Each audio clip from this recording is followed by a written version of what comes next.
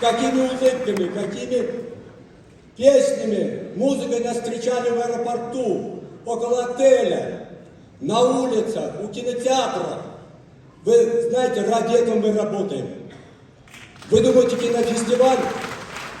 Кинофестиваль – это не развлечение. Это волнительная работа, ежедневная, с утра до ночи. Мы счастливы, что вы нас пригласили. Мы многие друг друга не видели по 5 лет, по 10 лет. И мы здесь обнимались на вашей земле. И глаза наши были мокрые от волнения. Спасибо вам, дорогие друзья.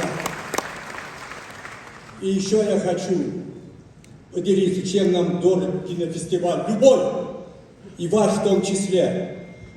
Мы заходим в кинозалы, заполненные зрителями, на экране видим свои фильмы.